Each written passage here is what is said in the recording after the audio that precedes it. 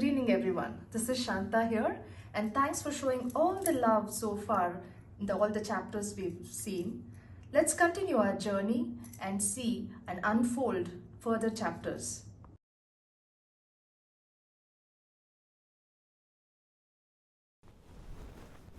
Hi, everyone.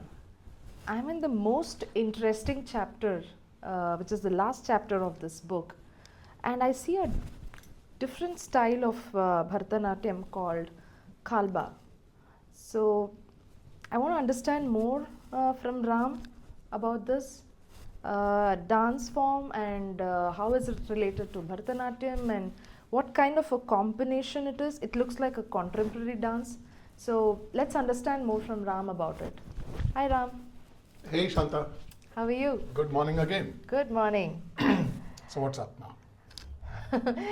Ram, we spoke a lot about Bharatanatyam, right? We spoke about how it starts with the practice, adavus, karnas, then we spoke about different temples, and we also spoke about Ranga Pravesha, everything. And I thought that was end because that covered the entire Bharatanatyam topic. But I see something new called Kalbha here. What is it? What is Kalbha? Oh, that's a great question, right? Yeah. So there is a big Bharatanatyam guru based out of Kuwait, and she's Wow. a Kalakshetra alumni called Arundhati. Okay. She has lovingly written the foreword for the book. Okay. A 9-page foreword for a book. I thought it was incredible. So she spent a lot of time. Yeah, I saw her in the book as well. Yeah. She looks amazing. So she's a very high-end Kalaripayattu practitioner, what they call as Kalari, which is the Kerala martial arts. Oh, okay. And then through her understanding of choreography and the way the Kalbha related part does, she has come up with a form of dance which she calls Kalbha, which is Kalari plus Bharatanatyam, Kalbha. Wow, that's amazing. I'm just curious to know more about it. What are the key characteristics of this dance? Interesting. So if you look at Bharatanatyam, it's a lot with making sound using the gungrus, right? The adavus and the part of it. And then if you look at a Kalari martial artist, they are very, very silent. It's the stealth. So combining Kalari steps with Bharatanatyam is truly a brainchild of only what somebody like Arundhati could come up with. Exactly, I can't even imagine innovation here in terms of mixing two art dance forms. So, what do you think is an advantage of merging this kind of two dance forms? See, tradition and culture is a great way to carry the lineage. But then the artists have the ability to think outside the box. This is one way of ability to combine different forms of performing arts and bring them on stage and give it life. Yeah. There is choreography, the stealth of Kalari is maintained, the steps through the Bharatanatyam itself is all triggered to identify how can the performer while he's on stage express Bharatanatyam through Kalbha. Irony, but that's what they do. Excellent. And I'm sure you've spoken more about it to Arundhati, right? So, what are the challenges or what she faced in mixing this kind of a dance So forms? whenever you're trying to do oxymorons, equally opposing ideas, to bring it to life takes too much of research. And I just credit entirely what she has put together in this form. The ability to make Kalari, to make yourself stronger through yoga, through different types of exercises, which you will basically go through a process. And she believes that Kalari artists are unique. Bharatanatyam artists are unique. Yeah. She said, I want to come up with a new blend, which is called a Kalbha. You do not need to know every part of Bharatanatyam to participate in Kalbha, but you need to know a lot of Kalari. So she's combined the texts and the details and come up with a curriculum which is very interesting. Oh, okay. And that's a 3-stage curriculum. Okay. So if you want to know more, we can talk. And what are those 3 stages? I'm just making me more Probing curious. that. Yeah. So the first one she says is an entrance stage. So the whole process she believes is about a 5-year program, and she's working with the Ministry of Culture to get certification so that this is accredited as a new form of dance. And she has interestingly been able to combine the steps that are required for the practitioner. So I think the first stage is very much theory. That would take you back to the Guru Sishya Parampara, when all the steps that are required are breathing, the controls, the ability to fall, the ability to balance yourself. All of those are Kalari centric. And then at the intermediate stage, that's when they start getting exposed to the Kalbha component of what was in Arundhati's head, which is now in a curriculum format. Excellent. That's the part of the second stage. Third stage is a phenomenally different one. Like we had the Arangavitram or the Rangapravesham, along with the intermediate, the student now becomes a quasi performer, and then in the advanced stage, he or she is going to take, and she has got both male and women in the particular team that she's got. That's interesting. And wonderfully, what they want to do is take this to the next stage, and then they can find their own strengths and ability to combine some more nuances of it to just keep that open. So it's like your programming part in Android, right? It's like an open SQL statement. Sorry, SQL itself is it's an open AI sort of a thing. Great. Okay. And do you think this would help in any other aspects like spirituality or in healing? How does this dance form help? So intrinsically, Kalbha itself has got a component of how people, when they get hurt, how do they heal themselves? So the healing part is also an essential part of learning Kalari. So that when they get wounded, they need to know what they need to do to massage themselves, because anything which is internal needs to be taken very, very gentle and ways of recovering. Kalbha steps can cause injury if in case the practitioner does not do well, but then there is phenomenal effort to tell them on the guidance of the therapy part. So this brings the therapeutic part of it. And then while you do it, you're in complete unity with yoga and yourself. That to me is spirituality. And that's how the whole progression is. Awesome, awesome. I'm really curious to learn that now. Do you think this dance form is new, or has it evolved over years under colonial rule and others? There's no colonial rule part of it. Okay. Kalari is going back to millennia from Kerala. In this case, Arundhati is a Kalari practitioner herself.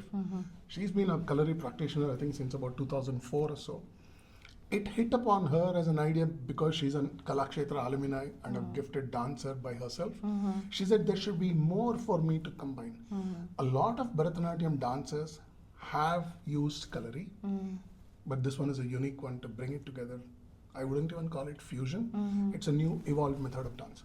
This is somewhere in the late 2020s that she came up with this. She's been mulling with it for about 10 years. It's taken birth and taken shape and taken to the next level. So I think she started introducing the course about a couple of years back. Wow, that's really exciting to know. And what is the similarities between Kalaripayattu and Bharatanatyam? So Kalari is stealth, like we spoke. Yeah. Bharatanatyam is foots, but intricacy of the movement of the Bharatanatyam dance steps is almost mimicked in the way the steps the Kalari artist goes through. So to that part there would be similarities. The distinct differences are absence of noise in Kalari and sound with the gungru. So there is a point in which this is fused together. So that's the beauty of Arundhati, I would say. Excellent. Kudos to her for coming up with this kind of a dance. So talking more about Guru Arundhati, what does it take for her, and what inspired her to come up with this kind of a dance? And I see that Nritya Dhyana, right, is something which she's implemented. So can we talk more about that? Yes.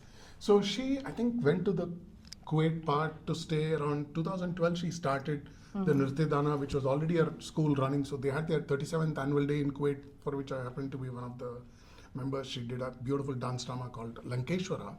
And at this particular stage, she believes that this dance form has a great future, because Arundhati is a person who's not going to rest on laurels. The moment she finished the last part of the stage setting, she's already thinking about the next one. So she's very eager to bring it out and offer it to the performing arts So my reading is that that's the way she's going to go. Excellent initiative from her as well. And we spoke about different levels, right? What are the how does this training go at each level? I see in every dance form there's a beginner and there's a intermittent and advanced. Does this also have a similar levels? Yes. So she has what she says is an introduction course, which is at the beginner's level is should last about 2 years, 18 months to 2 years.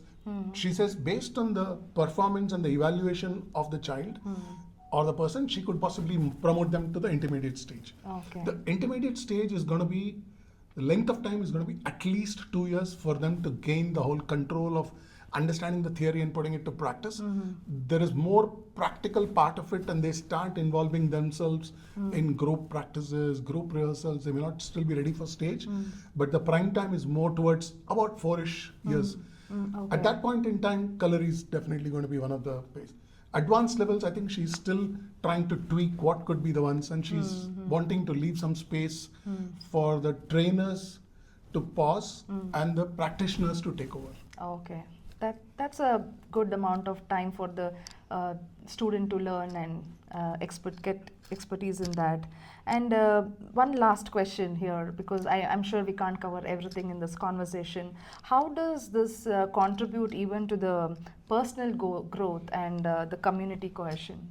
So if you look at Kalbha, like the other dance forms, it is supposed to help the kid or the practitioner to literally take control of their body in terms of their practice, keeping themselves fit, keeping themselves holistic from a medically aware condition of their body.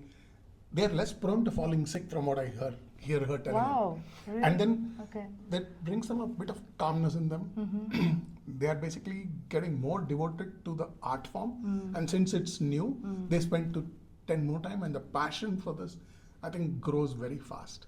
Wow. So cohesiveness, because there are group performances, that's one.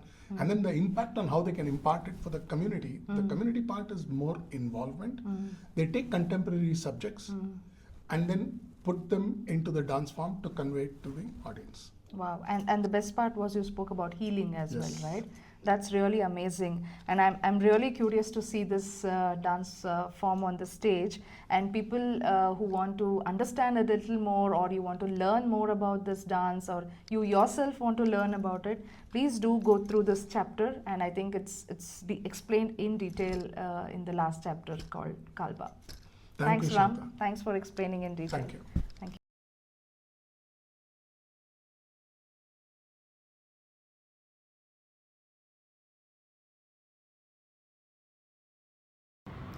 Welcome to the Shall We Dance app.